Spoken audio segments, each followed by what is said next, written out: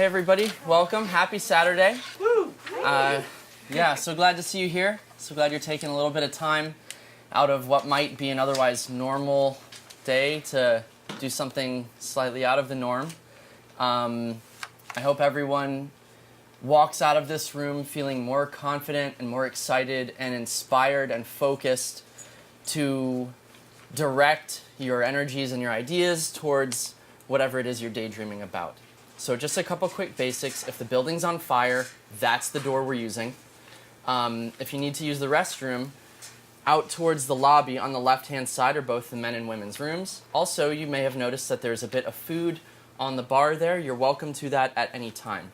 And we'll be leaving this door open just so that you can come and go as you need. Please put your cell phones on silent right now so that, out of respect for each other. Also, this is being recorded, so it will not affect the recording. If you're not interested in being a part of the recording, please let me know, and we'll just make sure that you are not on camera. All right, no one said anything, so I guess you're okay. Okay, cool.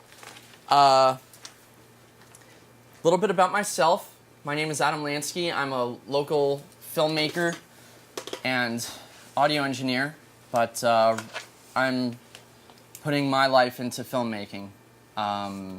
So I guess you could call me a filmmaker. Thank you, James. I've been doing this for quite some time. My love of making film and movies started when I was 12, and the first school project I did was a Gladiator video with ketchup for blood and Lego people.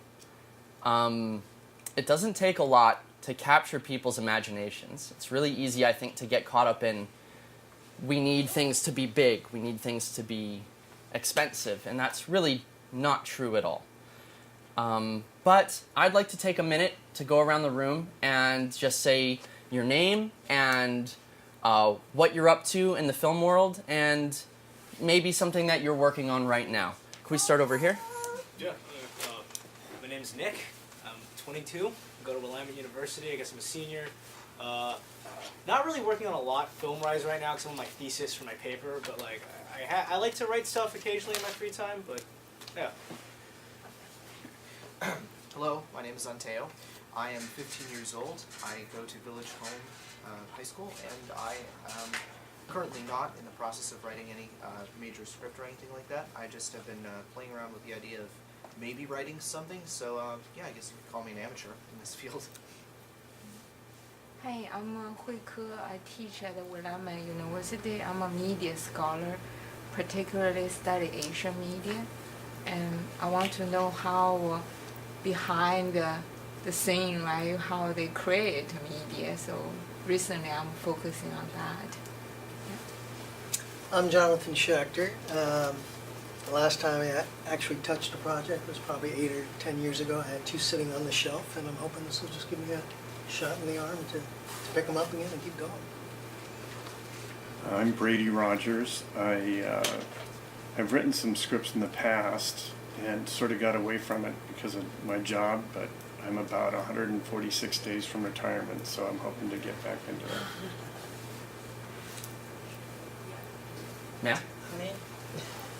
My name is Zoe Morrison. I work on little tiny videos, basically for marketing for other people, taking audio and pictures and some video and marrying them together and then putting them out on social media in a variety of different ways. But I have a dream of creating a program that's for older people that talks about their ability to create abundance out of their lives. Hi, my name is Bima. I'm a journalist from Kyrgyzstan. Now I am American citizen, and I also write books. I have a published novel, and I'm interested in learning script writing. Of course, I'm writing I used to write not in English, Russian language, but I'm learning, so I'm very interested. Dan, I've done a bunch of just filming live music, and I wanted to transition into actually making shows and writing scripts and having an actual cinematographic like stage type thing. Cool. My name is Meadow. I'm 22. Trying to work my way through college very slowly. Film-wise, a lot of my skills lie in like documentary work, but I'm hoping to stretch my skills in narrative. That's where I'm at. My name is Eric. I'm kind of here. I have a studio, a music studio, and I want to get into film, making films. And I have a couple projects in mind right now. And I also have an autistic daughter that I'm trying to get her. She's been to the camp here a couple times. I'm trying to open her future to something more compatible with her background. I'm Elaine Leahy. During the day I'm an IT director, and I started volunteering for CCTV to offer my technical skills, thinking I'd be retiring soon, but it's just not soon enough. Wish I was 145 days away, but it's a little more. I make movies. I've been doing it for years just for fun, but now that I'm at CCTV, I try to produce content that's actually meaningful and that I think other people will be interested in. But for the fun, I like to make fun movies, and I wrote a screenplay last summer, and it never got filmed because the weather turned on us, and so the outdoor chase scenes were off. Gonna have to wait. And so anyway, I'm getting ready to do that this summer, and that's what interested me in this class, was to hone in on my skill a little bit on my writing. Hi, I'm Tim. I'm 31, and I've been interested in kind of all areas of filmmaking.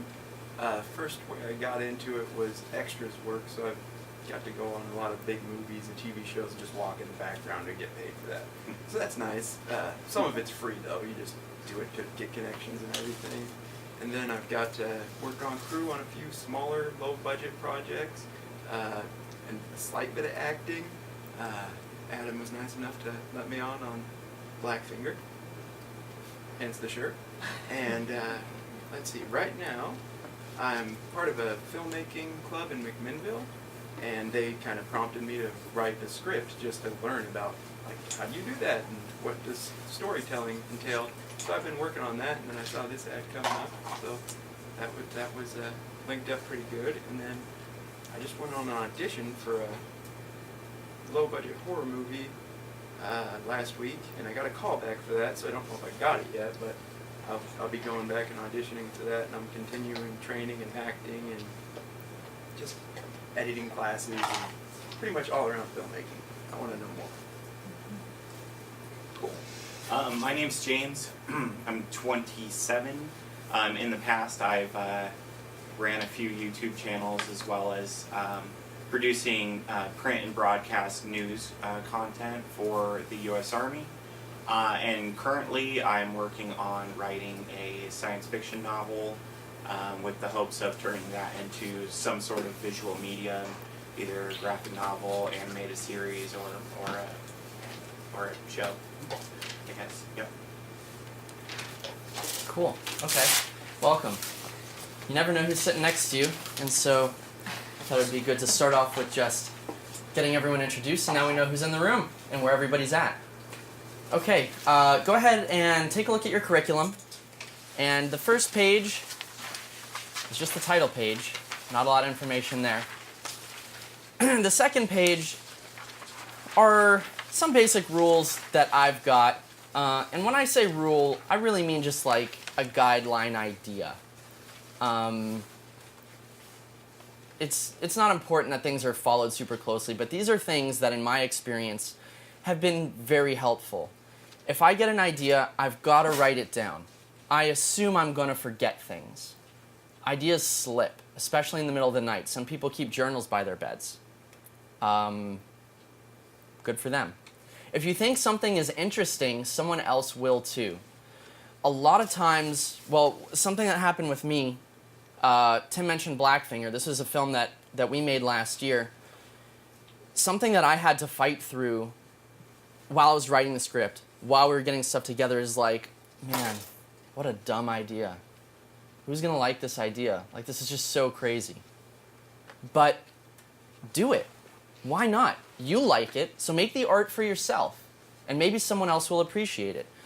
As an artist, as a musician, as a filmmaker, I've personally never made something with the goal of pleasing other people, because I think that's setting ourselves up for failure. In relationships too, you know? So that's number 2. Number 3, everything must serve a purpose. You know, this is flexible, but there's this concept of prosody in songwriting, and it actually comes from, it's a lingual term. Prosody is a term that describes how a person places inflection on words, on syllables, to emphasize or de-emphasize, to alter the meaning, okay? And in the world of songwriting, as in the world of film or any other art, prosody means the elements of the work should be in alignment with the message it is you are trying to send with that universe. You know, so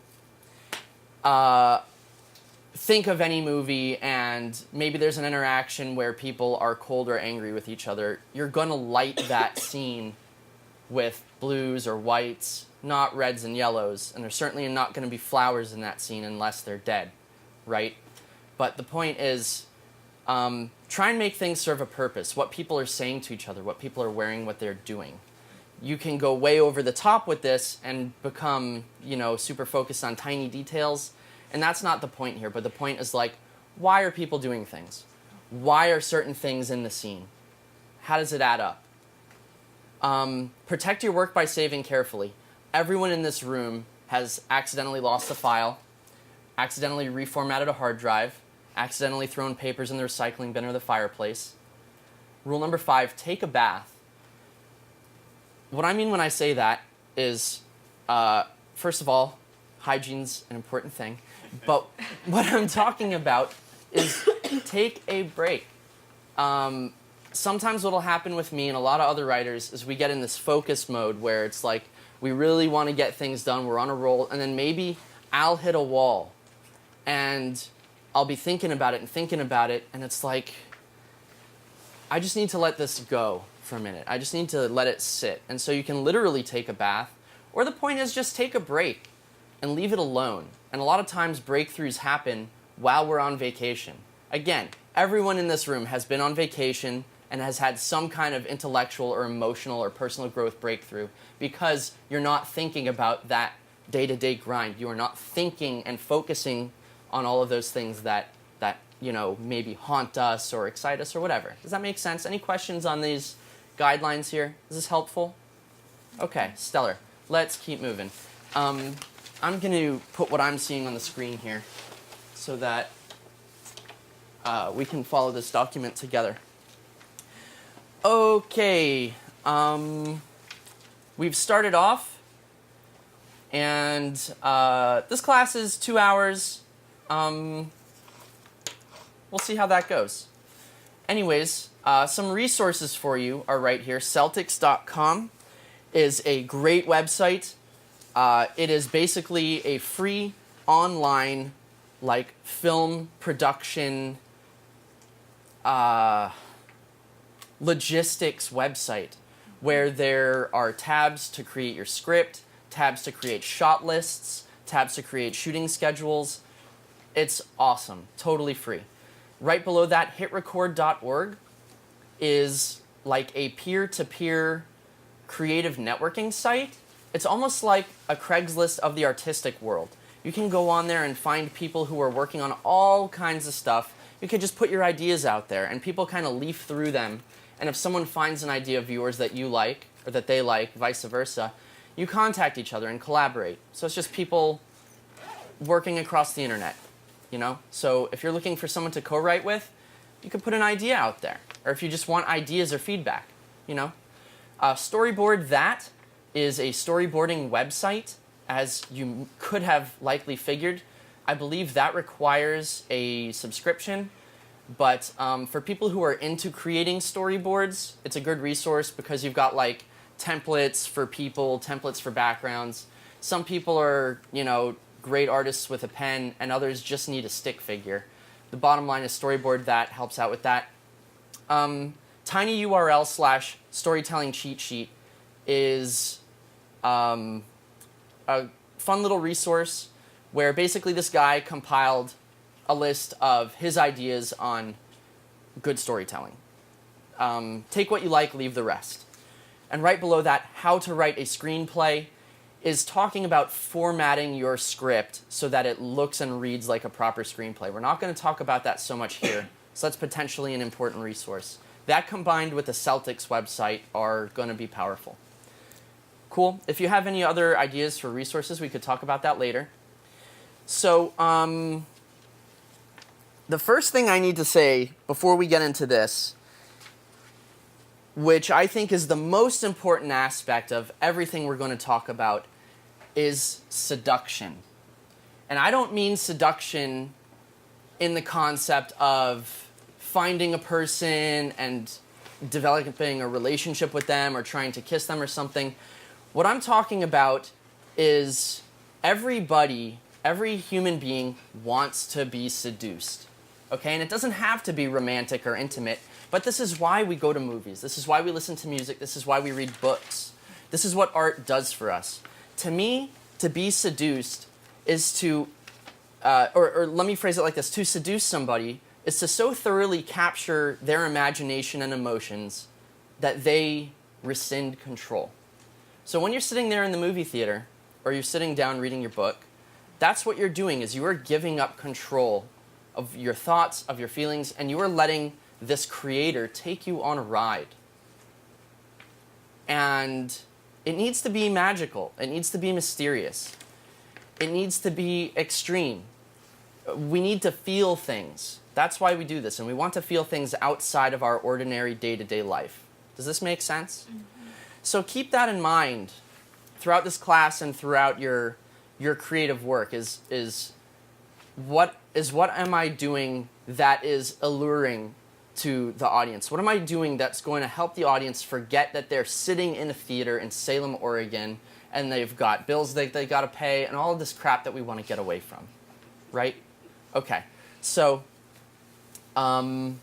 let's move on. The journey begins finding a crack in the cave wall. I kind of look at day-to-day life as being in a cave or being in a cell. And so this is a perfect segue from what I was just talking about, where we've got these walls around us and we're not supposed to bump into them too hard. We're supposed to kind of go by these rules and pay our bills and go to our work, right? And that's our normal maintaining our life on planet Earth, as it were. Okay, so to me what a crack in the cave wall is like I'm driving in my car or whatever, and some weird idea or fun idea or terrifying idea pops in my head, whatever. And if I want to, I can go up to that crack in the wall and just kind of peel away at it, just like chip at it, right? And there are more ideas behind it. And it's like peeping through a little tiny hole in a fence, and there's a whole world on this other side. And this is what we call daydreaming a lot, right? And so I'll take this idea, and this is how the script that I just finished, that we're going to be shooting in April, kind of came about. Literally, I was in my car and I heard someone make a silly comment on the radio, and I was like, that's an amazing idea for a movie. Let's go. And so over the course of days, of weeks, I'm just daydreaming on this. And that's what I call marinating the idea, where I'll talk about it with friends, I'll role play with, the voices in my head or people who are actors, people in my filmmaking community. And if I find myself entertained by the idea, if I'm like standing in the shower and I'm laughing out loud about this idea, then I need to do it. And I personally have a sense of obligation to bring this concept to life. Okay? Sometimes what I'll do also is I'll find a song that matches the vibe, just like it says in the document. And I'll listen to that song on repeat. It'll be the same song, and I'll listen to it over and over and over. And this is just part of my creative process. I'm not saying this is what you need to do, but the point is there's an emotional palette there. There's a color palette there. And so as I'm investigating this idea, it helps me personally to kind of have a little bit of that external influence that matches it. And this will be for different scenes sometimes. I'll have, different songs and pieces that evoke what people need to say, what action needs to happen. Another part of this beginning of this journey is discovering my writing comfort space. You gotta find a place where you can allow yourself to be vulnerable and be inspired and just explore these ideas. For me personally, two of my favorite spaces are like at a coffee shop downtown. I'll put on headphones and I'll be listening to music. Sometimes the activity helps, just having people going around doing things. I'll people watch, just seeing what they're doing, how they're acting. Maybe that gets incorporated, maybe not. Maybe I'm ignoring them, but that's one environment for me. Another one of my favorite environments is just sitting in my bed with my laptop. So it's kind of like the opposite.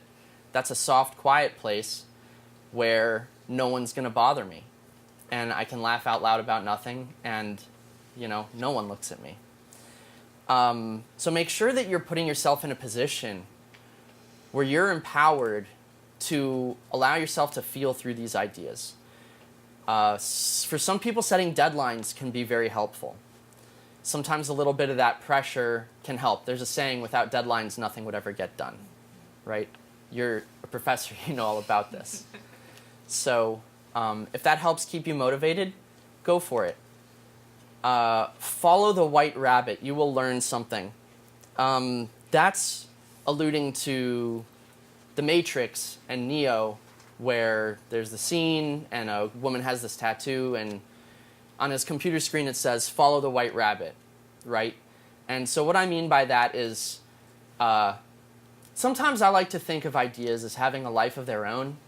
That's where the term meme comes from. And I like to let the idea just go. And I might just learn something about myself, and it might not turn into anything. But I don't think that ideas are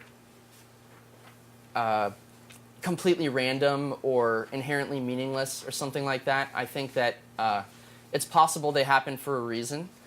And I like to see, well, what could be the reason? Why has this idea occurred to me? So I just roll with it. Any questions about all of this? No? Okay, cool. This other note I have here, it is better to keep a script short and propulsive rather than drawing it out. This is so true.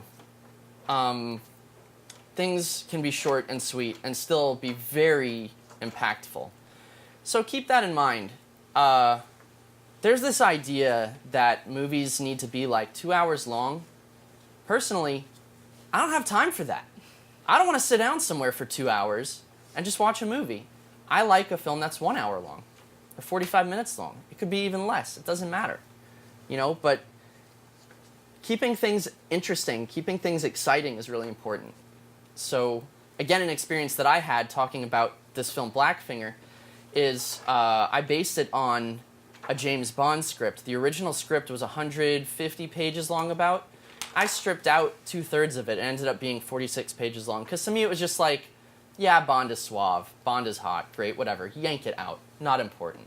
I don't want to hear about Bond. I want more action. And so my film that we created ended up being just 1 hour long instead of 2. And it still was a lot of fun. Okay, moving on. Need warrants action. What is at stake? This is such an important question. What is at stake? And that, I think, is just as central as the concept of seducing the audience. But now this is getting inside the story. People will go to great lengths to get what they need and want, or what they think they need and want. And that can be two very different things. I'm certain that, again, everybody in this room at some point in their life has had something happened in their lives where they needed to get something done within a certain amount of time, or else something that they didn't want to happen was going to happen. Or it could be the other way around, where something that you just really want to have happen just needs to happen now. And so you're moving for it. And that's the story. That's the excitement. So like, I could say, for example, here's the start of a story. I'm thirsty. Okay? Potentially a total garbage story. If I'm just at home in my kitchen and there's a glass and a water faucet right there. Not very exciting. But, you know, remove my arms and legs. And now this becomes a different circumstance. Or put us in, you know, a post-apocalyptic world and I need a filter, you know? Changing those kinds of circumstances put our characters in situations where they have to go against the odds now. Cool? Characters develop methods to fulfill their goals based on their attitudes, abilities, inabilities, past experiences, resources, habit patterns, etc. I'm just really talking about people here, you know. This is who we are and what we do. And so I've got this little flow chart here. Our need ends up with us forming goals, and then we have to develop tactics, and from those tactics comes the action. And then, you know, you see how the rest of this goes. So we're going to get to talking about characters pretty much right now, I guess, actually, because this is, let me see. We're going to get a little more in depth on the next page. But this concept of the OODA Loop is something that was actually developed by a fighter pilot, and you can use in your day-to-day life while you're just trying to make decisions and figure out the best thing to do. But I also find it's a really helpful guide for your characters. So you can kind of get inside their heads and decide, okay, as they're observing these events, what do they see? You know, like I saw this comment online yesterday that was, you never really hear what anyone says. You only have an understanding of what you think they meant, right? So as your character is observing their world around them, what does it mean to them, right? What do they see? What do they experience? So it's got to pass through that lens of everything that they've known and what they've done. And this is not to say that you need to take forever to develop your characters, but that helps make things so much more realistic, is when they've got just some kind of disposition to them, some kind of past that's made them who they are. Again, everything should have a purpose. Nothing should be random. And then they're orienting themselves to it. Well, what does this mean to me? How are they analyzing it all? Deciding is, what options do I have? And what do I want to have happen? And then acting is just doing it. And this creates a feedback loop, right? And as we act, we observe the consequences of our actions, and the cycle repeats, right? So questions to ask yourself: how does a character's history change their tactics? And how does their history change their understanding of what's at stake?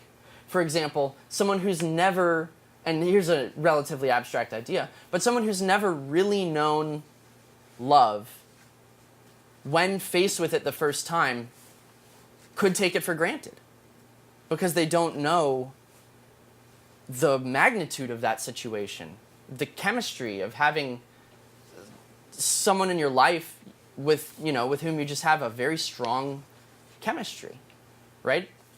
There's plenty of other examples too you could think of. Like, for example, someone who's grown up in an emotionally abusive environment where they're used to people trying to manipulate them could come into a circumstance with someone who really simply intends well and be paranoid about, well, why are they being nice to me now?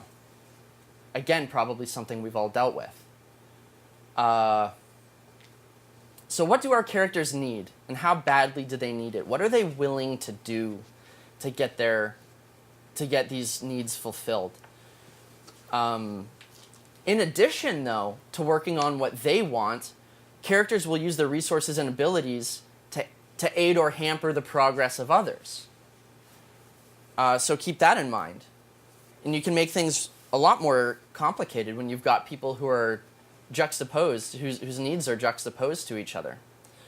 A simple example of that would be like Hunger Games, right? Everybody wants to live, and everybody needs these weapons when they're out there in the field. But at the same time, they want to be friendly to each other, and that creates a very strange social situation. So getting started with simple, small needs and wants can be a good way to get things going. You know, like my example with the water. Any thoughts or ideas or questions on this?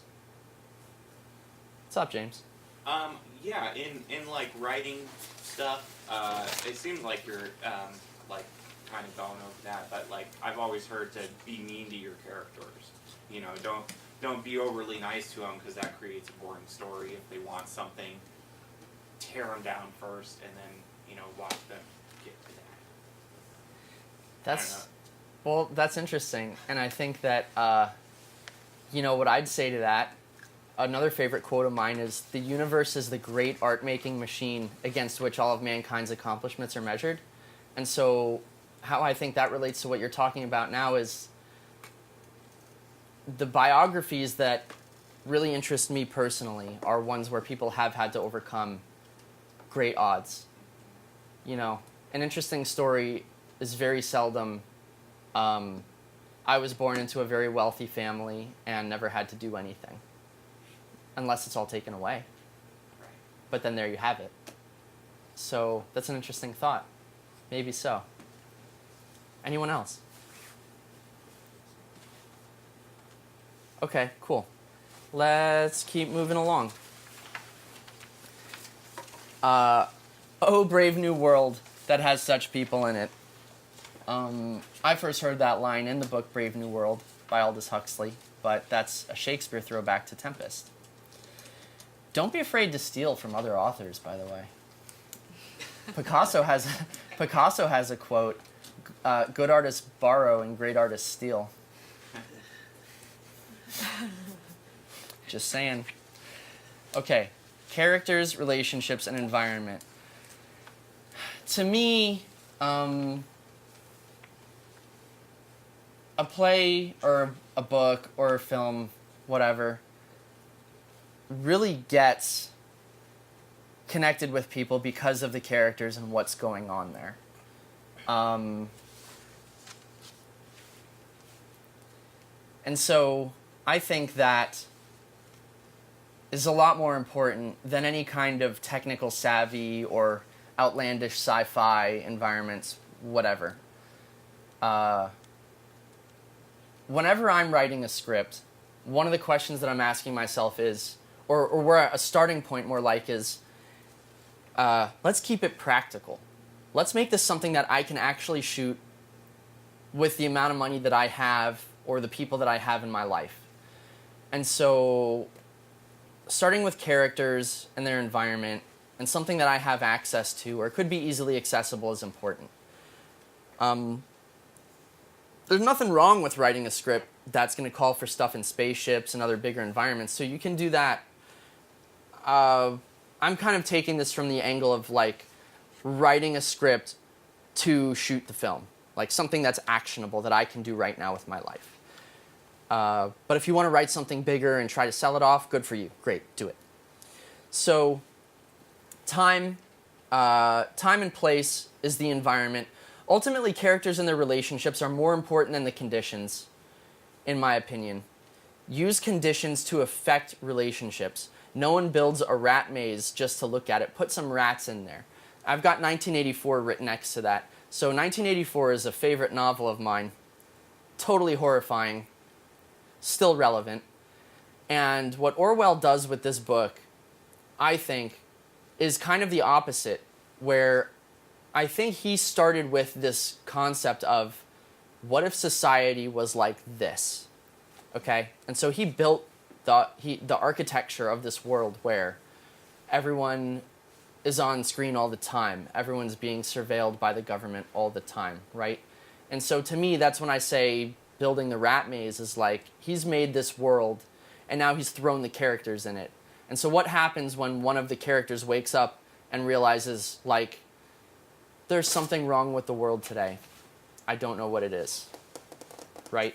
And so that whole story unfolds when Winston Smith pursues this idea, ultimately, to, has anyone here not read 1984? Everyone in this room has read 1984? Okay. Well, one person said they haven't, so I'm not going to say what happens to Winston. But,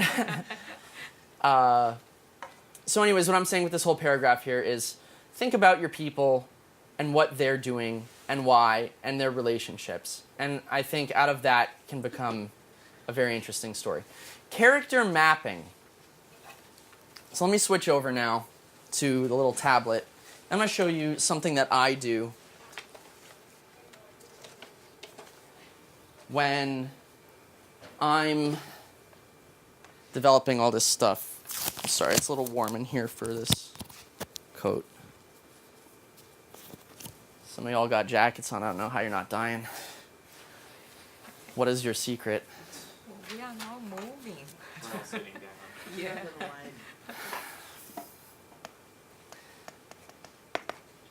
Okay. Just a moment while I turn on my pen. Okay. So, That's definitely a 21st century phrase. yeah. Just a minute while we turn on my pen. It's also a first world problem. Yeah. Okay. So here's what I mean by under character mapping, social web, trait chart, don't write characters smarter than yourself.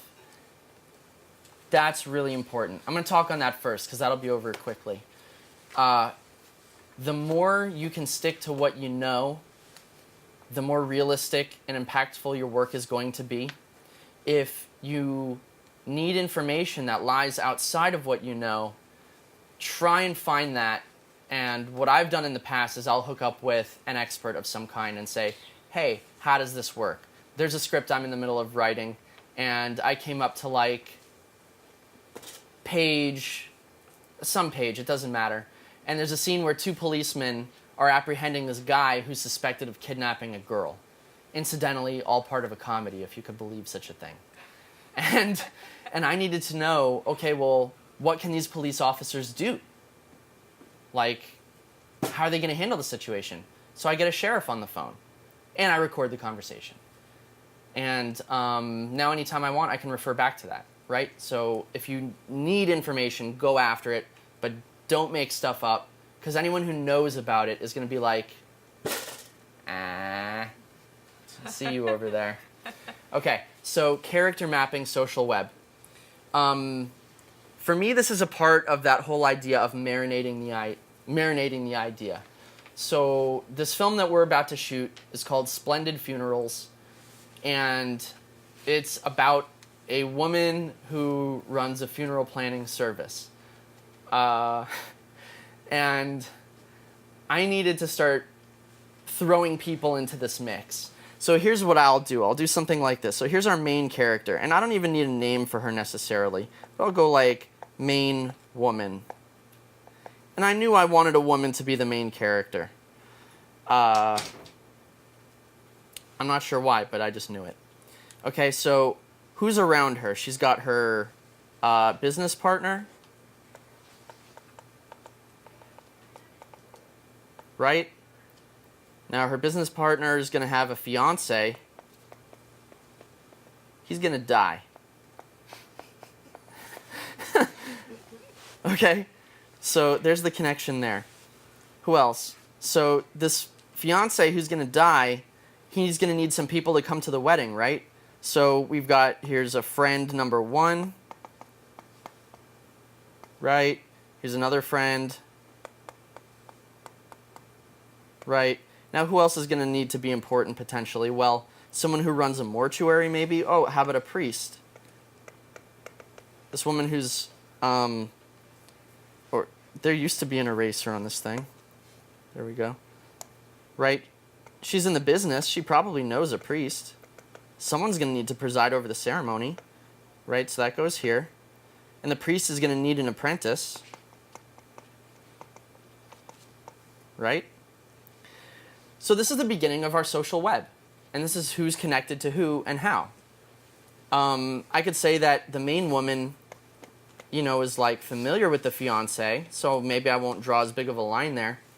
But what this allows me to start doing is visualizing how things might work and how the mechanics of the social world here might work. Where are people going to run into each other? Why? And then what I'll do from this is, these are blanks now. This friend down here, these friends, I get to decide who are these people. What about them?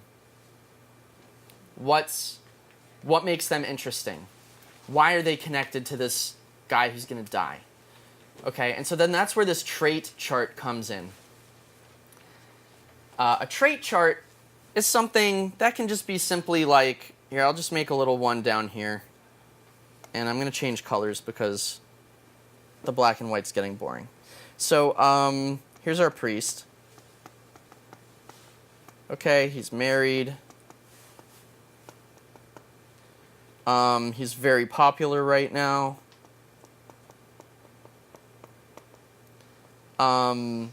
We could say he's having an affair. Right? Juicy. We got to get people's attention. We got to strike them with things, right? All it takes is someone in a place of power like that to have an affair, and all of a sudden it's like, well, there's something at stake now. Now finally there's something at stake, and that's come up in just this one character. So what else is at stake with all these other people? You know? And this is just real life stuff. People do these things. When I was writing this script, I actually started knowing that specific friends of mine were hopefully, if they say yeah, gonna be in the script. And so I just start modeling characters after them. I'm sure you've got friends who are interesting or funny or like really dark at times or whatever. Just pull from them. Why not? They're already there. There's no need to reinvent that. And you might be smarter than that. So here's character mapping. Here's just a little brief trait chart. But you can also take this in a lot of other directions. You know, you can start writing like what their hair is like, how they dress, where they're from. And the whole purpose of this, to reiterate one more time, is to get it out of your mind so you can look at it. Once you've freed yourself of this information, it's like Lego blocks. It's really hard for me to imagine 20 different size and shape and colored Lego blocks and try and build a castle in my head. But if they're on the ground in front of me, I have a better chance of it, right? Ashley?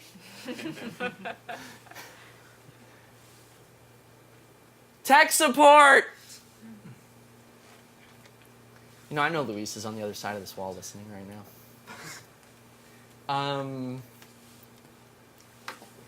Hang on just a moment while I just yell out the hallway. Okay. 'Cause they expect that kind of behavior out of me anyways. Looks like it disconnected from the Wi-Fi. Right. Most likely. Hey, I need some help with this AirPlay. It just I can't draw like that, and it's making me look bad, Luis. Okay, let me go and get Ashley. Thanks. I think you just need to reconnect to the Wi-Fi. You're probably right, but I'm just a filmmaker, James. You want some help? Let's move on. He's gonna bring in Ashley. I'll just flip over to the other screen, which is just fine because we need to go back there anyways. Okay. Any questions on the trait chart, social web, mapping stuff? Okay, one of my favorite things to keep in mind, here's the last bit on that, is everyone is the protagonist of their own story. No matter how cruel someone is in the world, they are still always the good guy. I've taken it upon myself to recently reread The Picture of Dorian Gray. Is anyone familiar with that book? Yes. Some heads nodding? Yeah? Okay, so I read it when I was in high school. And dude, read it again when you're in your mid-30s. It's gonna rock your socks, okay? So Dorian Gray, if you're not familiar with it, is a story that was written by this cat, Oscar Wilde, in 1891. And what blows my mind about this author is his understanding of human nature is just so brilliant and so on point. And the way he writes is really just lovely to me. But what happens is there's a young man named Dorian Gray. Sure. Yes, thank you. Who's this very handsome young man, and so handsome that this artist paints his likeness onto a canvas, and as the painting is being made, the young man makes a wish, and he says, well, I wish the painting could age while I stay the same. And so, of course, that's what happens. And so, when he discovers this, he takes it upon himself to do what he wants with his life at other people's costs to get what he wants. And so, instead of the creases being in his face, instead of the evil look being in his eyes, it all gets transferred onto this painting, right? It's totally amazing. And so what I'm getting at is, without ruining anything about the book, the painting becomes really quite vile looking. And even through all of this stuff, Dorian Gray, the main character, still thinks he's the good guy, still thinks he's doing these things for the right reasons. And that's just something that's really fascinating about human nature. The flip side of that is, how interesting is it when you have someone who's been a bad guy wake up and realize, I have really sucked lately, haven't I? Oh my God. That can be interesting too. That can be a story within itself.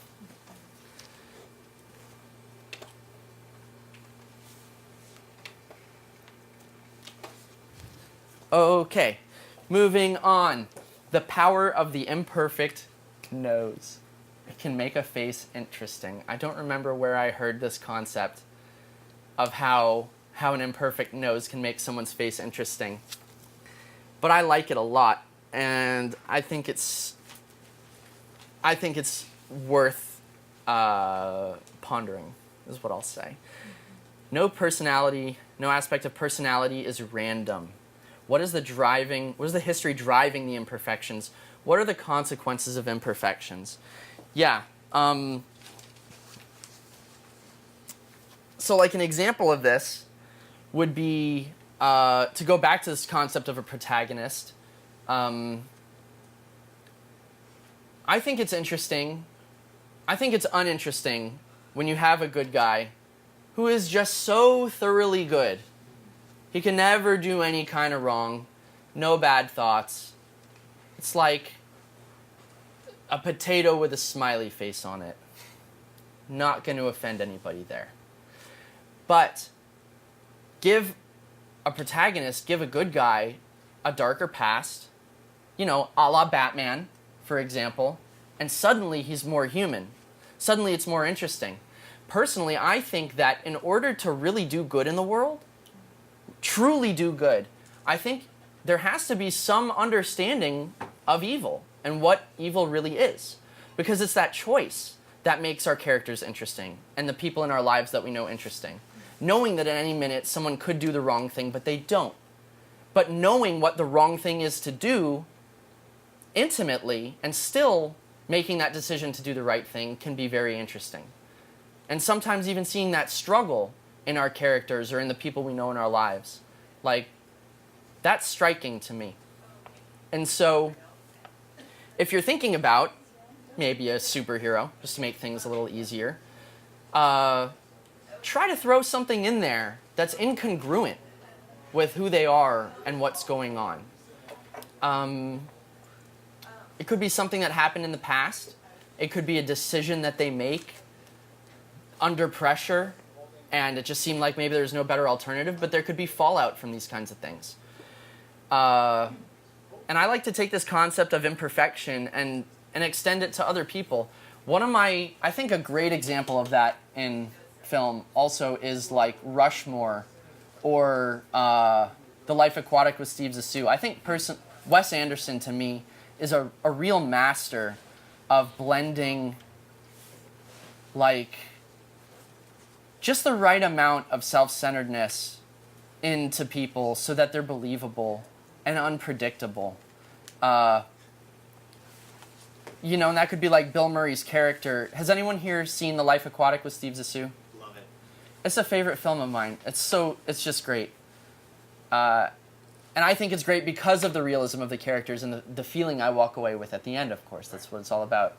Rather seductive.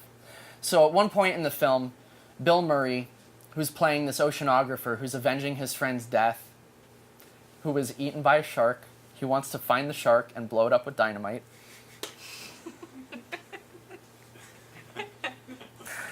So he's on this hot air balloon ride with a pregnant woman who's a reporter from England who's supposed to be covering their story. And he's offering her alcohol and, like, trying to romance her. And it's like, dude, what are you doing? That's just not appropriate. But, and so it's both at the same time laughable and disgusting. And I like to try and incorporate those sort of things into what I'm writing. That's my whole point here. Absurdism. Yeah, a bit of absurdism, you know? And again, that's just people going to whatever lengths to get what they want. So what I wrote up here with that too is romance and power. I think it's entirely possible that everything we do in life ultimately boils down to one of those two things.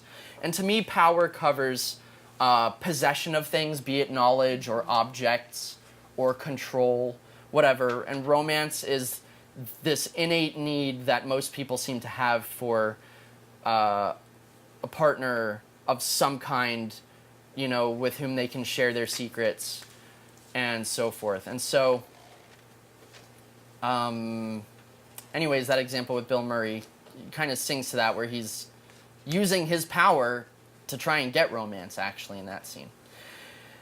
Moving on. Personalities are affected by interwoven circumstances. So I'm not going to read this list because I believe you can.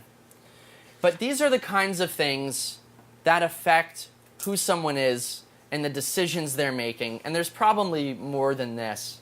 But these are the kinds of things you're going to put in your character chart, right? So you can take this, and this can just be your baseline when you're making your new characters. All important stuff.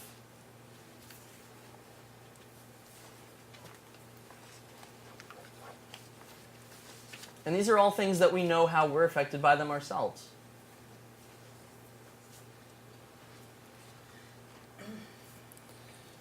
Okay, so each character comes with their own lexicon. This is the idea that we're going to finish this page and then take a 10-minute break, guys. Each character comes with their own lexicon. So what I'm talking about with that is their way of speaking, the language that they use, how they use it, their body language, their means of communicating. If you've got a circumstance where you're reading through your own document and you can't quite tell who is talking to who, like if you cover up the names, if it all sounds like your voice, take some time and go back and rework those characters and think, what are they going to say? And why are they going to say it like that? So, like, for example, I like you. I like you. There's a sentiment there. There's something that's trying to be communicated, and it's an affection, right? But there are so many ways to say, I like you. And this goes back to things should serve a purpose and things should not be random. I could say, I really like you, and that might emphasize it more. Or I could say, you're extremely attractive to me, right? And depending on these characters and their circumstances, it could be good to have it underplayed like that. But saying something like, I'm nothing without you, right? That's going to reflect something deeper. Is that a kind of dependence that they're that we're portraying with this character now? You're everything in this world to me. Is someone being idolized, justly or unjustly? I can't stop thinking about you. That's another way of saying I like you, but I'm kind of obsessed, right? You make me complete. That could be a way of using language in that character to demonstrate a self-centeredness. You make me complete, right? Because that concept is coming from me, right? What if there weren't even words? What if one character just very affectionately hugged the other person? That's another way to say that too. And sometimes trying to talk can ruin a perfectly good thing, can't it? Yeah. And I think, right? Isn't that so funny? And I think that's very true in this seductive process, where the less we say, the more the viewer or audience is open to inject their own lives into it, right? And conversely, the more we say, the more concrete things are, and the less large, the less surreal, right? And that's what we need to have our imaginations captured. Things need to feel larger than life, right? Let's see here. The more specifics that are dialed in, the more realistic characters become. So a way to do this that I think is fun, and this is what I do in my process, is when I'm writing something and I know, like, I want this person to play this character. I'll create their lines and I'll create the gist of it, but then I'll let that person kind of go with it, because my imagination is limited by my experience. But once I start involving someone who might be an actor or might be another writer, then they're going to bring to the table all other angles and all these other things that make a person unique. Now that's going to go into that perspective. Cool? What people say and do reveals the truth of their heart. So we just talked about this a little bit with I like you. To test dialogue, have friends or strangers read parts out loud to each other. So that's something you could try, where you could just get two friends and just have them go back and forth with a script in front of you. Does it work? Does it feel fake? Does it feel real? Is it the right intensity? How might someone need to say something to get a point across, etc.? And then when you've got real people in front of you, it's just, again, getting those pieces out. It's so much more elastic, and I find I'm not battling with my own self to decide what's real anymore, because just here it is happening in front of me. And then I'll just steal from them, right? Any questions at this point?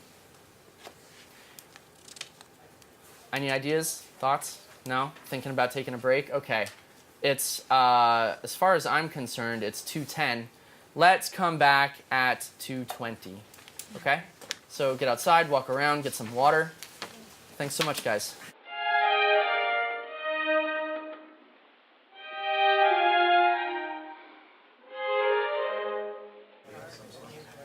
Okay, welcome back, guys. Welcome back. Let's take our seats. I'm so happy to see everyone chatting.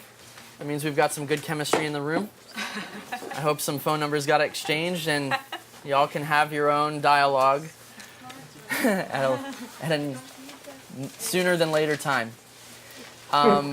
Before I jump into this, just one thing I wanted to touch back on, just to review quickly, is the importance of writing stuff down. Because we chatted about this just briefly right at the start of intermission there. So, like, I drew that character mapping stuff. For me, like, I'll draw on Post-it notes. I'll write on any scrap of paper that's laying around. It doesn't matter. Not everything I do looks like this.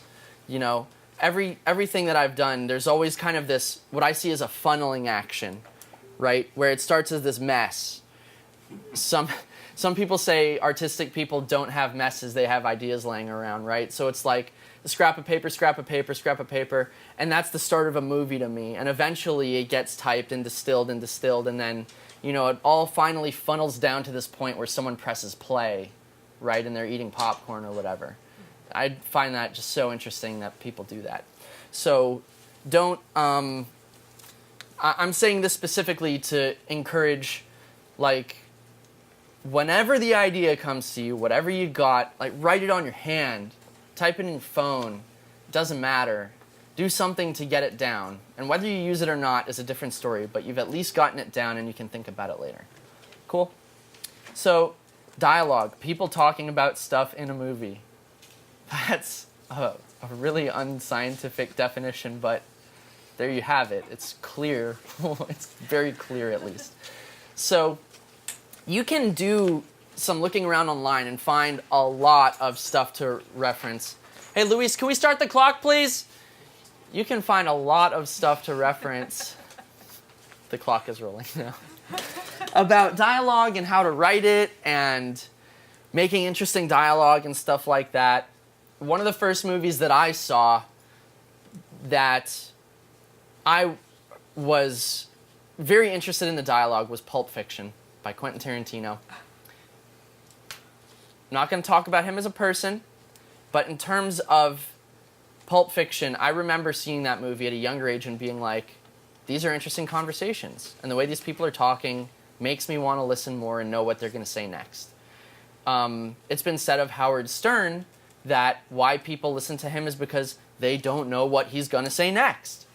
That doesn't necessarily mean that it's great, but sometimes that curiosity alone can lead people to get stuck into something. So there are essentially 4 kinds of dialogue, as you've got on your sheet there. Discourse, well, four kinds of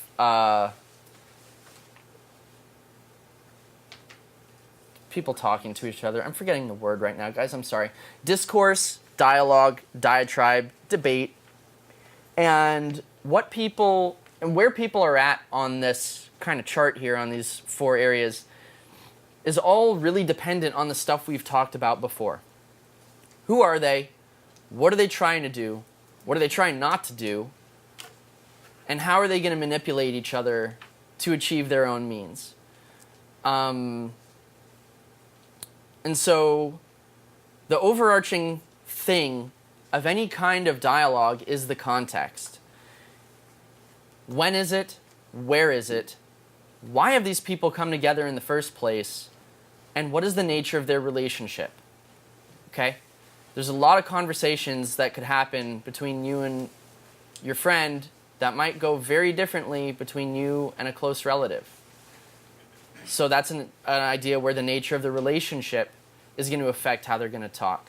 The reason 2 people come together is going to also greatly vary what they might be saying to each other.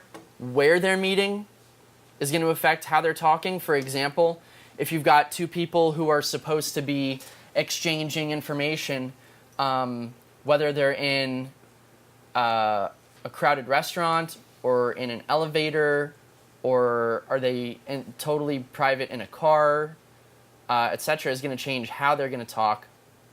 And the concept of time could simply be how much time is left. It could be, is it daytime, is it nighttime? What effect does that have? What year is it, right? That's going to affect how they're speaking to each other.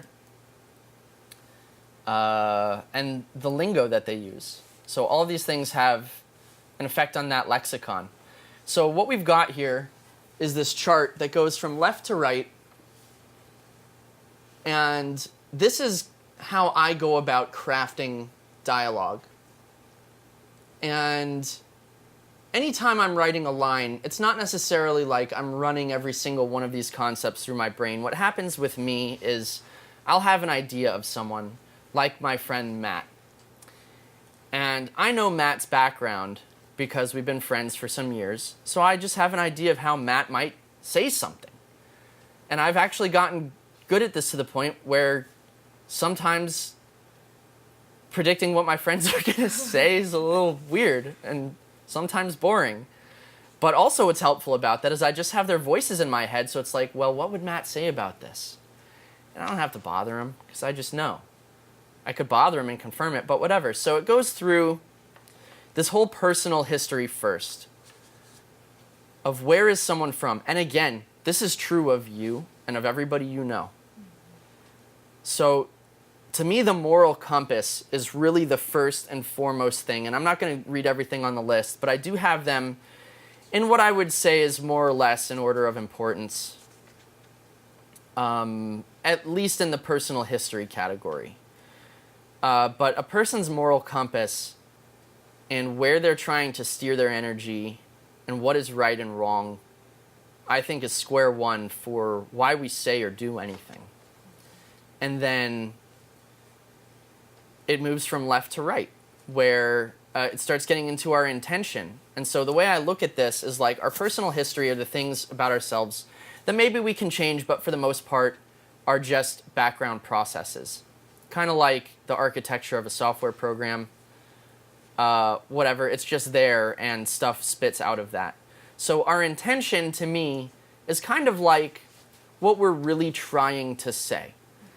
And a lot of times I'll run into people who I think are not saying what they intend to say, but are trying to say something else to push at that. And that's where sometimes interesting split can happen between intention and talking.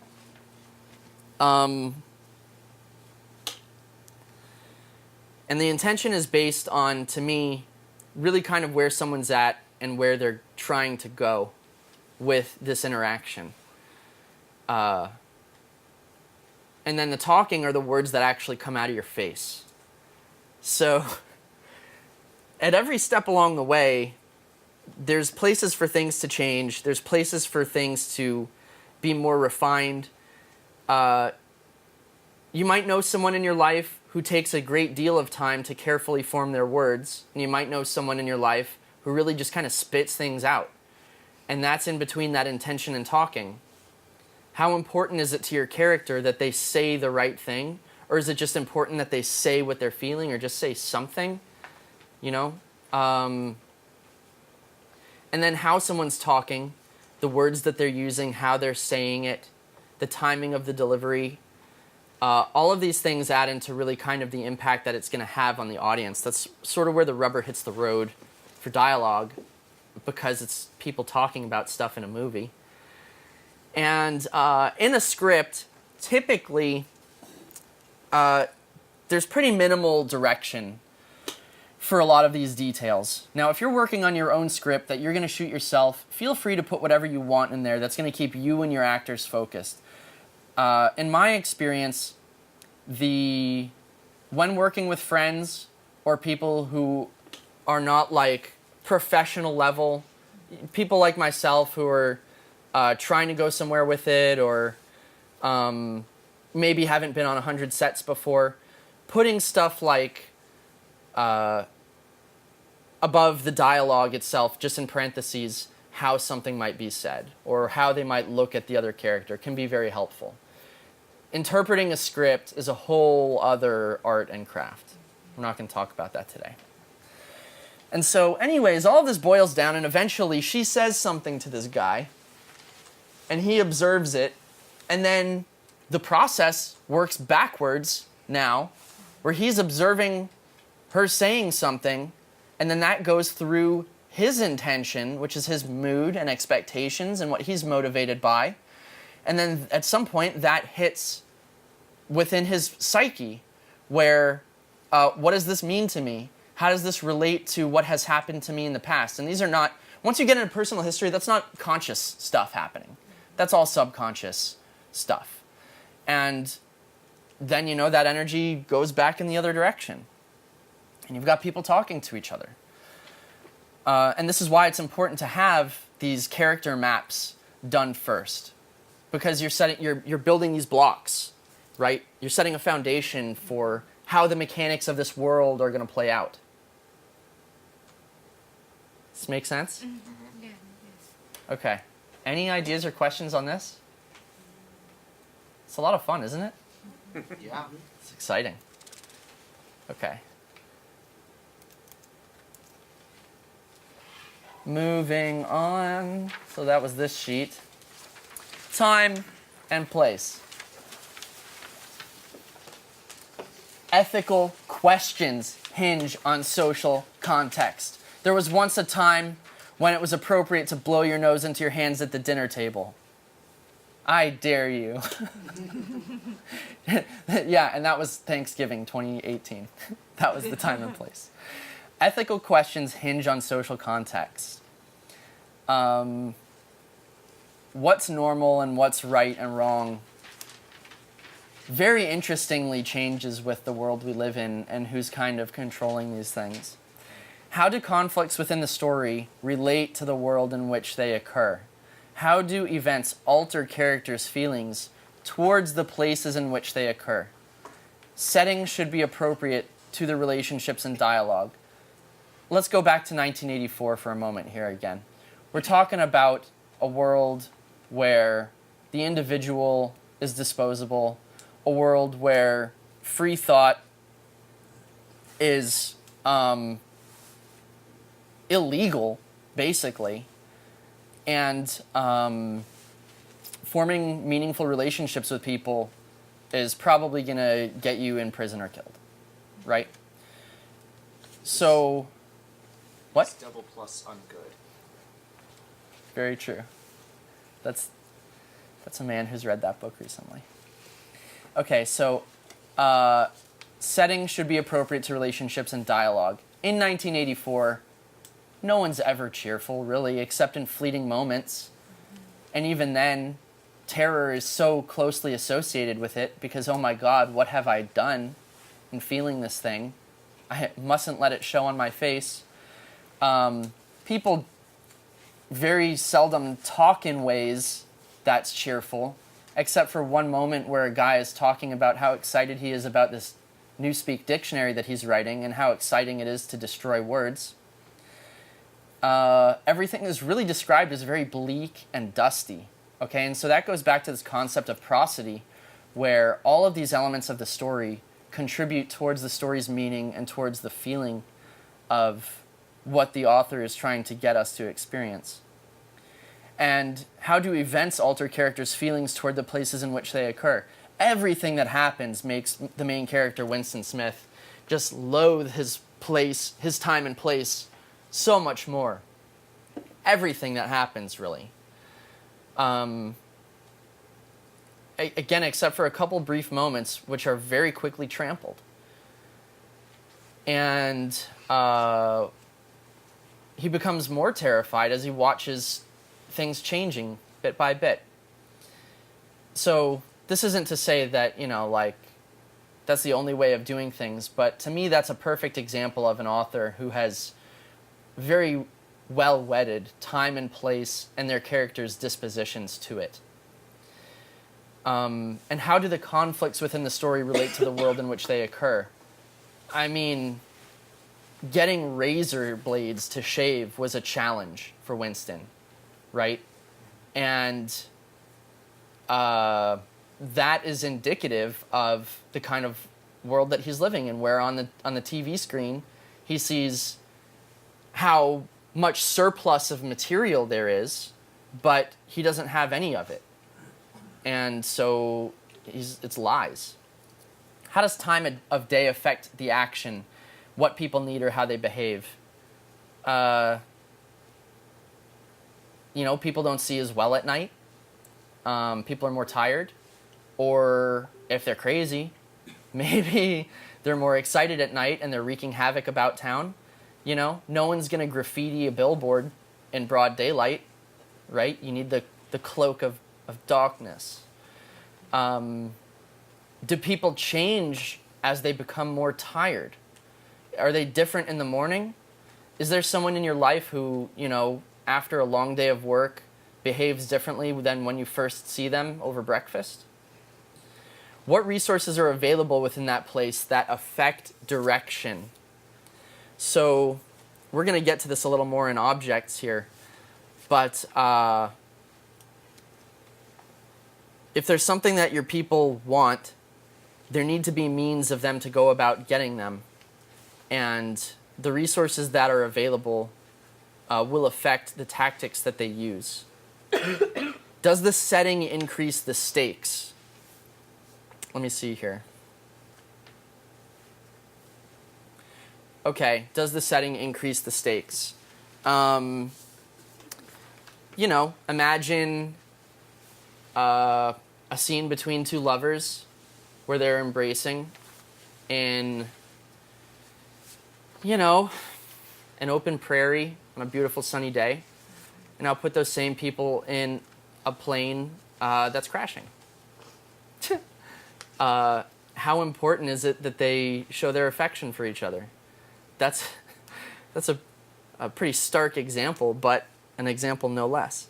So the classical unities, a dramatic work that has a single action occurring in a single place in one day. And this is an idea that I haven't made up, but is available through looking around in the universe. And so this is an idea that can be really fun to play with in your own script writing, and in my own script writing, where it isn't necessary for something to span great periods of time or great volumes of spaces. You can have very interesting and compelling short stories that occur in a single room or, you know, a single conversation. So look into that, and, you know, just don't be afraid to keep things simple. Again, like I said in the beginning, it's good to keep something short and compelling than to try and drag it out. So that's just a good challenge is, can I write something short that all happens in one space? It could just be a family is making dinner, and what happens? I mean, what happens with your family when you're making dinner or other people that you know? There's probably a lot of entertainment value to people who are not in that situation, whatever might be happening, right? So turn up the heat. This goes back to what's at stake. And one way to do this is to add a clock, deadline, a countdown, something that's putting external pressure on, like, okay, this needs to happen because. One example of this that I saw, which is, you know, literally adding a clock, is this cheesy, like, early 90s action film with Charlie Sheen called Navy SEALs. Not anything to write home about. But anyways, it's this movie about these guys who are blowing stuff up, and they're in the military and whatever. So they're on this mission, and they're supposed to get back to the beach for the submarine to pick them up. Every boy's dream. And at one point in the middle of the action, it cuts to the commanders on the submarine, and the guy's like, they're not here in 15 minutes. We're going back out into the ocean with or without them, right? It's like, oh man, now they can't just fart around out there forever because they got a boat with people waiting for them. And so that's a part of playing with and manipulating your audience to be more excited, to feel like there's something needs to happen, something's at stake. They're seeking resolution, right? And that's something that happens in great music, is it drives us to seek resolution. And so anyways, a way to turn up the heat is to add a clock, add a deadline, something in motion that people must meet. So what's up with the weather? And how does it enhance mood or affect action and decisions? So one example that I have is the last page in this document, which we can come back to at the very end. But it's the lyrics to a song called Clark Gable by the Postal Service. And there's a line in there where it says, the script did call for rain, but it was clear that day, so we faked it. And in that context, the writer wanted it to rain. He wanted the feel of that rain, right? There's these people who are on this journey and it's raining, and then there's an embrace. And other examples would be like just on History Channel, when weather changed history, for example. Well, I'll tell you, weather had a huge freaking effect back in the mid-40s when some jerk was trying to march his army across Europe, right? And he made the same mistake that Napoleon did, and that was getting his butt kicked by the Russian winter, right? So here's an example where weather totally changed our modern world, right? And so a way that you could even combine adding a clock and the weather is like well, I need to get back to Florida by the time so-and-so is giving birth, but if this snowstorm doesn't let up, I'm not going to be able to ride my bicycle in the snowstorm to Florida, you know, whatever. And don't be afraid also to just use weather for the sake of that prosody concept, where it's like, again, is it a dark scene? Well, the easiest thing to do would be to make it an overcast or rainy or blizzardy, whatever kind of day, you know? I'll tell you, an argument in a snowstorm could be potentially more interesting than an argument on a bright, clear day. But again, that's also just an opinion. I'm shooting from the hip here. It's all contextual and depends on what you want people to feel. So what's up with the weather? It's another element for you to use to play with people's imaginations, play with their feelings, right? This is one area in the world where you get to manipulate people and they love it. Okay, objects. Any questions about that stuff? We were talking about time and place. What better place than here? What better time than now? Objects. Surround your characters with objects that tell the story. Like, is there a half-dead plant in the room? Is there no mirror in the apartment? Is there art on the walls or no? Objects can say a lot about what someone's into or what they're paying attention to or what they're not. So like for me, the example of is there a half-dead plant in the room is like, that could be someone, that could be a lot of things. And you can use that. I know, I just, those are fully dead, guys. There's no joke about that. Quick tangent. Anytime you hand someone flowers, they're already dying. And I think that's part of what makes life so exciting and beautiful to us is its transience.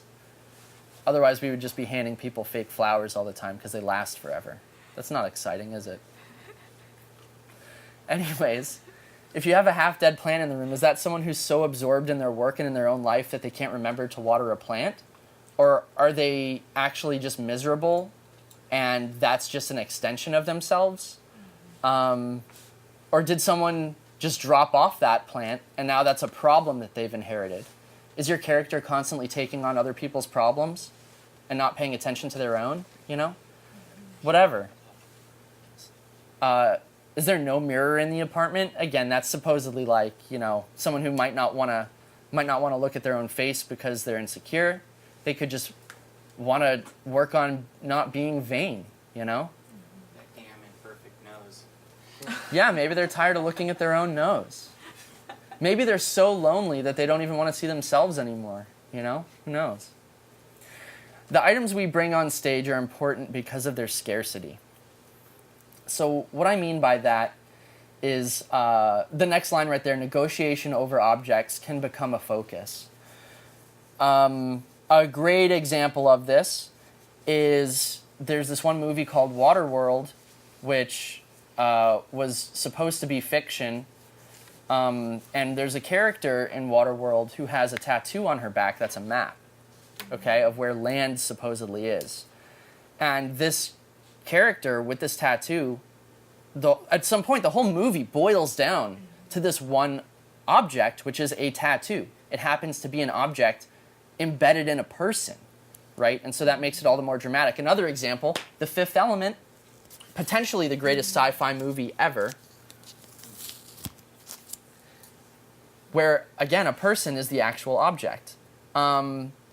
But also, you know, how many scenes have you seen where someone's fighting over a gun? If there's just guns laying all over the place, then suddenly there's no story there. This could be food, like in The Lord of the Flies. This could be, again, razor blades like 1984. Negotiation over objects can become a focus. So what are people going to say, and what are they going to do to get things that they need, a single object that someone else might have?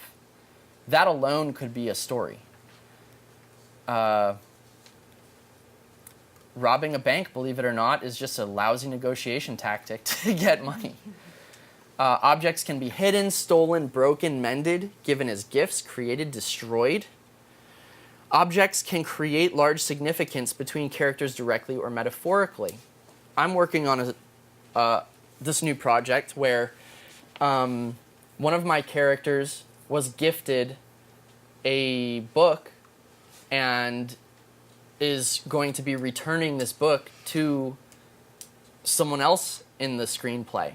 And in this instance, what I'm doing is I'm actually creating a question, because she's bringing this book back to that dead guy that I was telling you about before, right? She's at his memorial service and returning the book to this guy who died.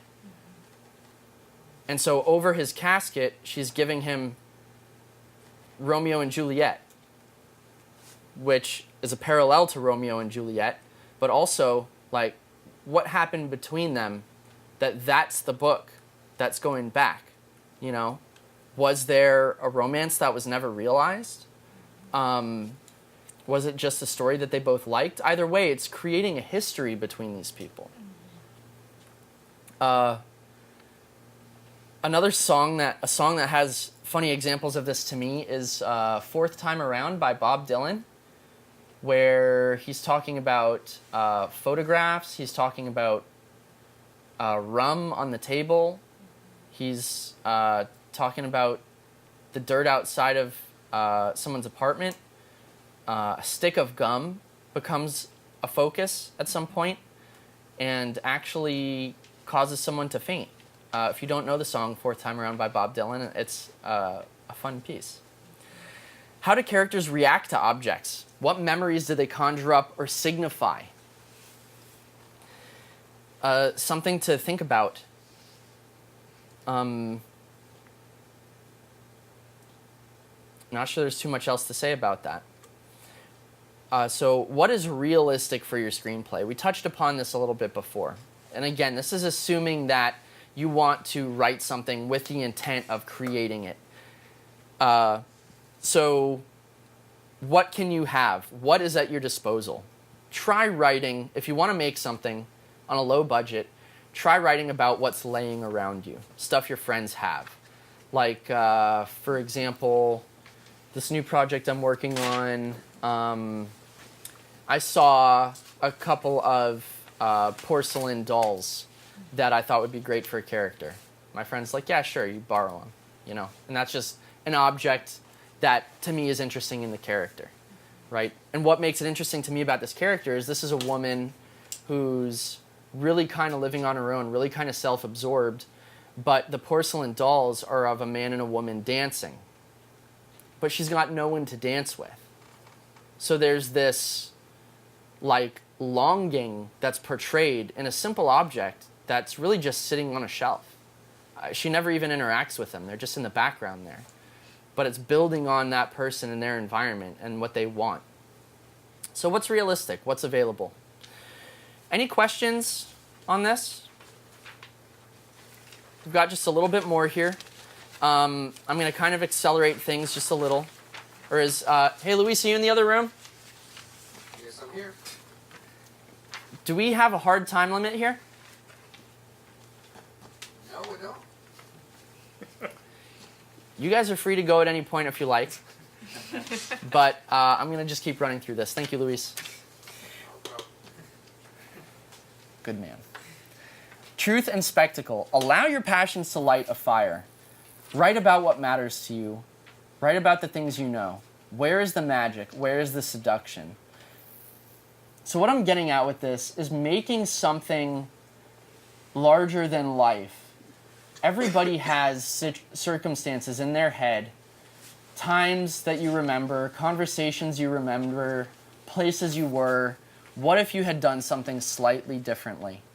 Take the opportunity in your writing to exercise both sides of that coin. Where it's like, well, if I was in this situation now, here's the thing that I would really want to say, or what Matt would really want to say. Or I'm going to make Matt say the wrong thing so that he can regret it later on. But take those situations that really stick in your head and inject them into your work, because chances are other people can relate to that. the reason we still read Shakespeare and we still listen to Pink Floyd is because they have mastered in their works universality. And that's what allows people over generations to relate to stories and to relate to other works of art from so far in the past. And it's that passion, those things that matter to us. So where's the magic? Where's the seduction? Do you guys know the story of Scheherazade? Some of us?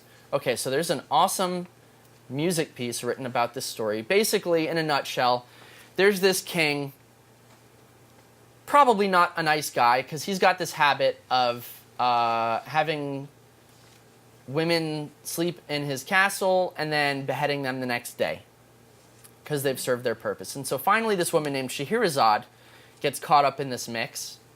She's got an idea, and so what she's going to do, she's going to tell him a story, and she's going to deny him the thing that he wants. And she tells such an interesting story that he has to hear what happens. And over the course of so many nights, eventually he's like, all right, I'm not going to cut your head off. You can stick around, right? So that's a really distilled version of the story of Scheherazade. But the point is, she seduced him by denying him the thing that he wanted and telling him a magical story and leaving him hanging on to the edge of his seat every single night. So he needed to know what's going to happen next. Make it fabulous. Take risks in the script that you want to take in real life, okay? So here's an example. What if someone wanted to have lunch with a friend? And what if they would fly to Chicago just to have lunch with this person? Fly back the same day. That's already like, there's already some questions behind that, right? It's already pretty interesting. That's a lot to throw down on lunch with somebody. Put a ring in that person's pocket, right? Now it's getting even bigger. Have you ever had a daydream of doing something wild and outlandish like that? Write about it. What would happen? Put it down. Do it. Follow that rabbit. Have fun with it. If it's something that gets your heart going, then first of all, you deserve to write it down and make it a story. But other people are going to want to know about that too. They're going to be interested in that. They're going to be excited by like, well, what happens at this lunch? Who are these people? What's the expectation? You know? Does the ring ever, does that other person ever know that one person has a ring in their pocket? Or is that just like literally something he's got in his pocket the whole time? We talked about universality equaling popularity. So I think that the greatest works of art are those that strike people in these places, their hearts, their dreams, the things that we're scared of. And again, it's all about getting outside of that day-to-day cave that we live in, that day-to-day cell. To move a story forward, characters have to take risks. No exciting story will ever be the dude who sat on his couch eating potato chips for 2 hours. I mean, some really outlandish stuff would have to happen around that couch while he's just there eating potato chips. But even still, you're probably going to get bored of, like, bro on the couch for 2 hours. Okay? But a risk he might have to take could be, I don't know, whatever. But there's no real reward without risk. The more interesting the risk, the more interesting the story. So again, going back to this flight to Chicago, what if it was someone, doesn't matter if it's what gender the person is, but they think that, you know, what I've been feeling for this person in Chicago, I've never felt with anybody before, and I just need to be in the room with them just to know, like, what is this thing? I don't know what it is, but I need to know, and the only way to know is to sit down with this person and feel it again and see, is it there? And so the risk is like buying the plane ticket.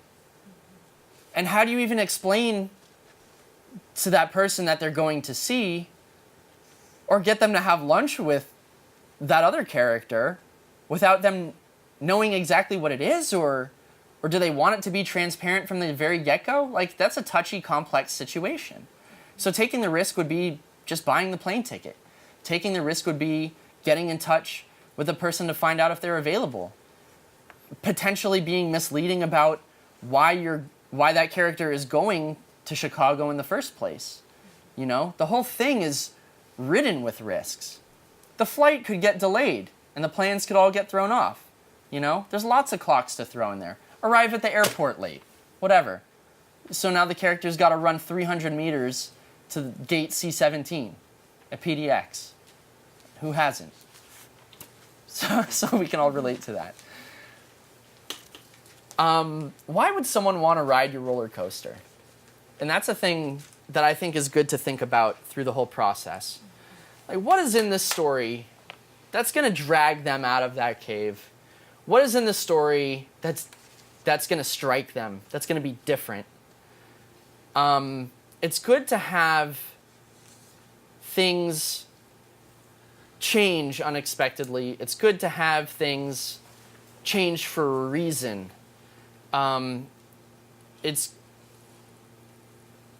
You want to make no good roller coaster, again, just is going to go from this side of the room to the other. And also, the roller coaster that you're going to create needs to be appropriate to the age. Example, a 4-year-old is going to be thrilled with that roller coaster that just goes like, oh man, what a ride. Let me do it again, Mom. Okay? You know? But throw James on there. What would you have to be experiencing in life that was a good roller coaster? Probably something more like that. Yeah, so that's the roller coaster you want to ride. Because you're a grown-up and you've been through some things. You've seen some stuff. You could always just blow something up too. Movie intensity graph. So, I did not make these up. On the left-hand side, you're looking at a graph that's from some movie called War Stars, or Han Luke or something. And yeah, some kind of, I don't know, it's some kind of sci-fi movie with magic and a green leprechaun. And it starts off immediately hooking people with this big emotional, exciting thing of the rebel base being captured, okay? Everybody knows who the good guys are here, right? And something bad has happened. People are hooked right away. And you've got this building action, you've got this rising action with these dips in it too. Something that never ceases to amaze me about human nature is how quickly we become acclimated to things. You know, you walk into a room that doesn't smell great, and 30 minutes later you forget about it. Well, the same thing can be said of just about anything. It's almost like we're biologically scripted for new ideas and excitement, and I'm pretty sure that the way our whole physiology functions is based on change. I mean, if you don't blink long enough, things start whiting out. So you gotta have people go up and down, and you gotta have moments of excitement, and you gotta have moments of sadness. The sweet is not as sweet without the sour. It's the second time I've said that today. You know? So no good movie is ever just like great things happening all the time. What a garbage movie that would be. Something has to happen that's like, oh no. Why? Now these characters must, right, get off the couch and eat broccoli. I know. Yeah, that's, for someone who's been sitting on the couch for 2 hours, eating broccoli and taking a walk around the neighborhood could be an exciting thing. The villain is heart disease. Now we've got issues. You've done it again, sir. And on the right-hand side, we've got what's called sonata form. And incidentally, you can kind of see this in a 3-movement play structure, where you've got your exposition, your development, and your recapitulation. So the exposition is introducing things. The development is where it all hits the fan. And then the recapitulation is like, well, how does it resolve? And what comes out of that? I really love cross-examining different forms of art because they're all related. It's all about balance and color and pushing and pulling and movement, you know? So, any questions about truth and spectacle? don't be afraid to put your characters in really dire or complex situations. Don't be afraid to let them feel absolute joy. Run the spectrum. Let it be really colorful. So here's a script quiz. Not harsh standards, just things to think about for mainstream ideas. Does the formatting of your script make it easy on the eyes to read? Does something happen on the first page that hooks the audience? Do the first 10 pages make someone want to read more? Do you manipulate the audience every 10 to 15 pages to expect something that will happen but then throw in a twist? Can you outline 3 reasons why each main character is so unique? If you flip to a random page in the script and look at a line of dialogue, can you tell which character is speaking? Have you drank enough water to stay hydrated through the creative process? All right. True story. So these are things to just take with you and think about as you're writing. And on the very last page, the reason I've included Clark Gable, first of all, I like the song. Second of all, it's kind of about someone making a movie, so it's directly related in that sense. But to me, it is a perfect example of simple writing that the first time I heard this song, I mean, I've listened to it so many times now, I almost know all the words. But listening to it, it was like, what is going to happen next? And I was just hooked. And it starts off with a hook. I was waiting for a crosstown train in the London Underground when it struck me. You know, what is that? What could it be? And it all kind of falls down from there. And so what this character does is all right there. You can read it for yourself. Right? And, I mean, there's even aspects about it that when I try to imagine it as a film are entertaining to me. But I won't ruin the song for you. I'll let you go through it yourself. And I've got just a couple exercises. Here's the last bit I've got for you before we open up for Q&A. These are exercises to get you going. These are just some things you can do. I mean, there's infinity things you can do, right? If you just do a simple Google search for creative writing exercises, you'll find countless ones of them, okay? So one of them, like what we just mentioned, is take a song and turn that into a script.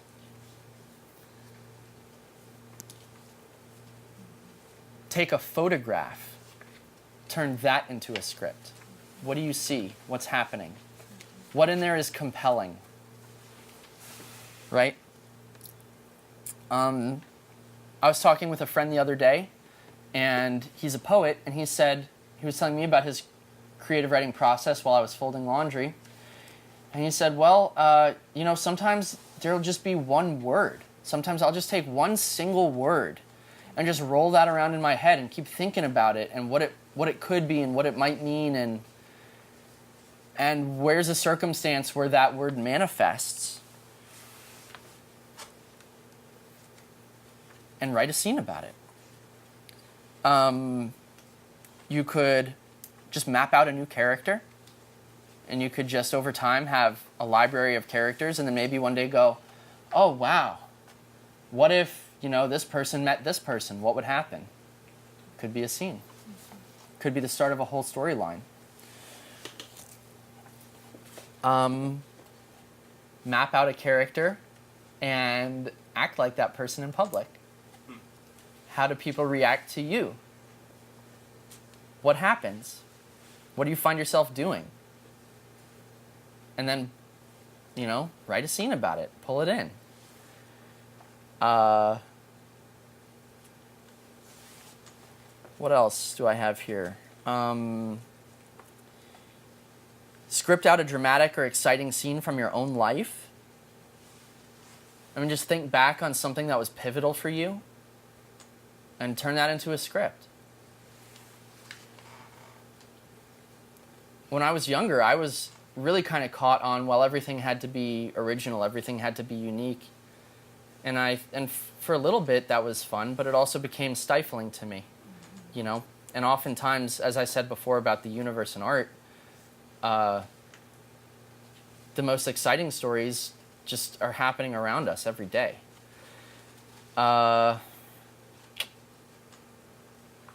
And so that also goes back to Picasso, where, you know, you're just stealing ideas from real life. Go with it. Cool? Well, at this point, guys, I don't have anything else to say.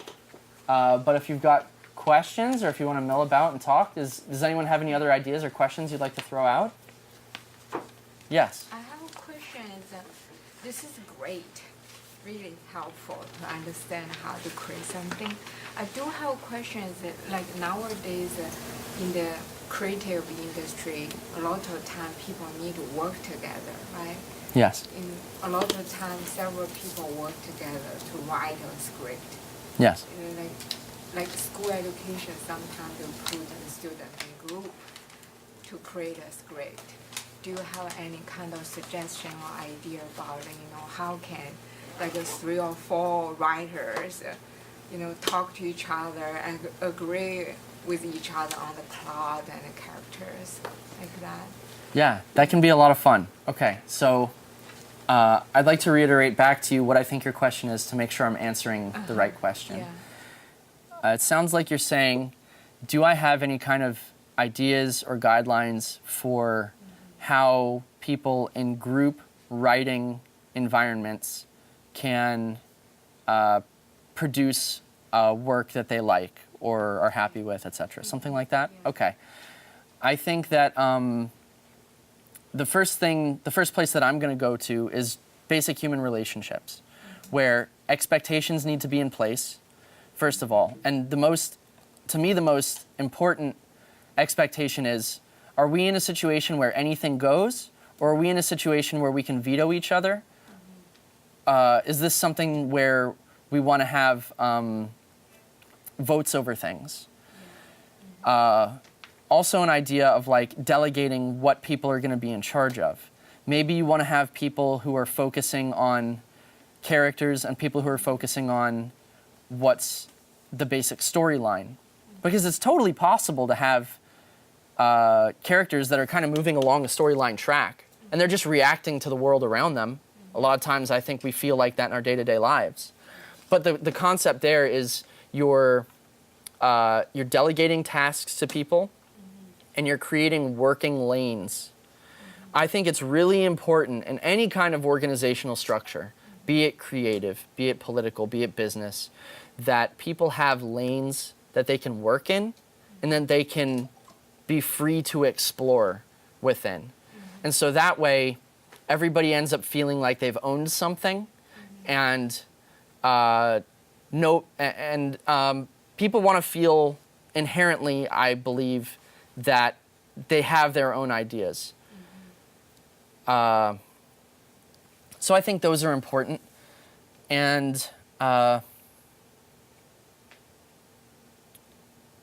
deciding is there a leader of that group?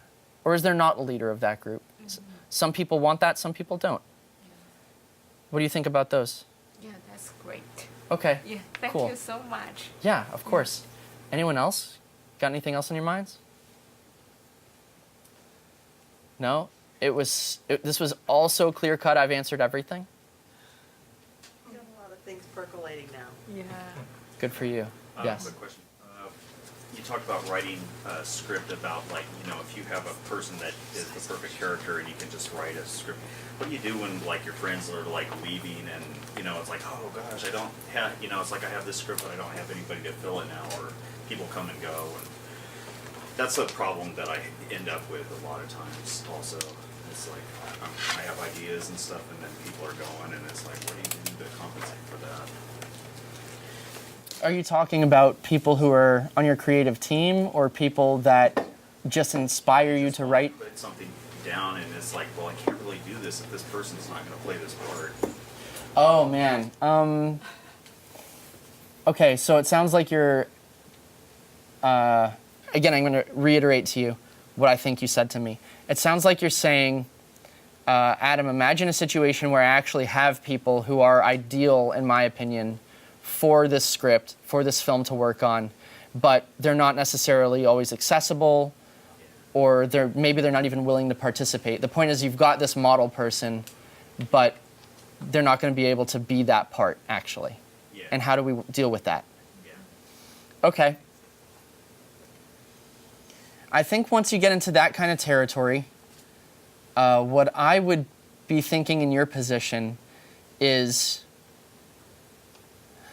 I would be kind of trying to wrap my head around that character and develop them as best I can without going crazy, and then getting involved in the acting community. So I would start trying to pull from people who are able to portray characters other than who they are by default on the camera. Yeah, and so that's when, that's also exciting ground too, though, because at that point, you're dealing with someone who needs to have as intimate an understanding as you and be able to convey that with their face and their body and their words. So I would say ads on Craigslist can be helpful. Hitting up the local theater community. There's a lot of people here at CCTV who are into acting and trying to get in touch with producers. In fact, you know what CCTV will even do is if you're starting on a new project and you want to put out a casting call or something, then they'll construct an email and send it out to their subscribers and say, you know, that Dan's working on this new movie and he's looking for actors of these demographics, what have you. And you'd be surprised. It's kind of silly for me to tell you what you might be surprised about, so let me rephrase that. I have been surprised in the past at how excited people are to get involved in these things. And again, that circles back to just, we live in this world where stuff is supposed to be normal and predictable, and we're supposed to just go through the routine of stuff. But being in a movie is like, sounds like a lot of fun. And I think you'll find folks who are anxious to try. And then you've got to have auditions. Is that helpful? May I ask a question? Yes. Can we see your movies somewhere? I'm so happy you asked, Bima. Thank you. One of them, called Blackfinger, is currently available for purchase right at the front desk here. And they'll print one for you. And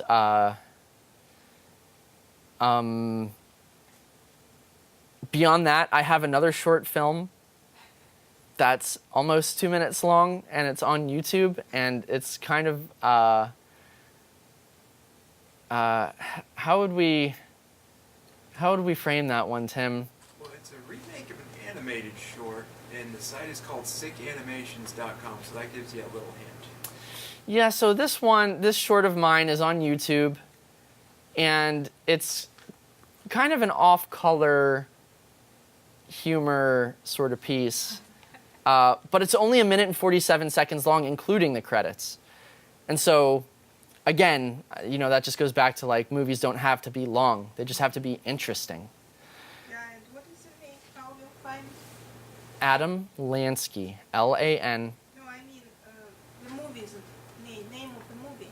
This short movie on YouTube. All My People. All My People. Yeah, it's almost like, yeah, be forewarned, it's like a twist on All My Children in a way that has, doesn't end well. Is what I'll say. Are you planning to make a movie, or are you making now? Yes. Yeah, so right now we're in pre-production for the latest film called Splendid Funerals, LLC. And that script is written. And we've got our first rehearsal on Monday, the 11th. And we begin filming April 5th. That's our first shooting day. So we're shooting every weekend in April. And hopefully that'll wrap it up, except for the 13th. Because I had a work conflict. So, yeah, and on that note, if anyone's wondering what the hardest part of making a movie is, in my opinion, it's the scheduling. it's getting everybody to be at some place at some time doing something. And I mean, this film has 14 actors in it, and being able to find a weekend, one weekend, 3 days, when all 14 people was available, it was like we had to plan that two or 3 months out. Is that right? Something like that. It takes a miracle for people to be available on the same day. And that's how you know the film gods smile upon you, is when everyone says yes. That was like, that's always this moment where I'm looking at the chat, because I organize all of our teammates in a chat, and it's like, everyone's available. Like, this is gonna happen now. Oh my God, we have to do this. Now it's gonna happen, right?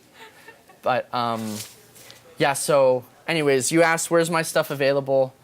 But you can get Blackfinger at the front desk. It's a DVD. Some of my other stuff is just on YouTube, just by searching my name. You'll see stuff that's also not entirely movie related. I've got a lifetime of just making different content, some educational, some not. Mm-hmm. Yeah. Do you have things that we can see online? Yeah, but it's not in English. Yes, it's Russian in journalism, like what you're talking about? Yeah, it's, I have a talk show, TV show.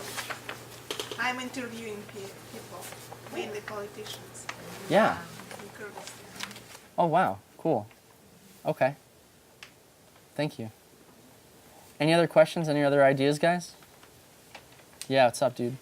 Just wanted to add to your thing, sir, about what you were saying with, like, if the specific actor that you were thinking of is unavailable. I mean, flexibility is a big thing, too, when it comes to that, because somebody else could bring something completely new to that character that you never even considered before, and you might end up better for it in the end if somebody else does that part, because they get to create themselves around the script rather than having someone created for the script. So yeah, like Adam said, people who are trained actors can do that well, but also just, you know, some other friend might even be a mutual acquaintance with the person you wrote that for and can kind of create a caricature of that person. There's a lot of possibilities there. Yeah, and like if you let them ad-lib their own words instead, like as long as the script is going the same place, you might be satisfied with that result as well. Cool. Okay, guys. Well, thank you so much for joining us. And I hope that you got something out of this and that it's going to help inspire you to create, inspire you to try, and to fail as many times as it takes for you to succeed somewhere.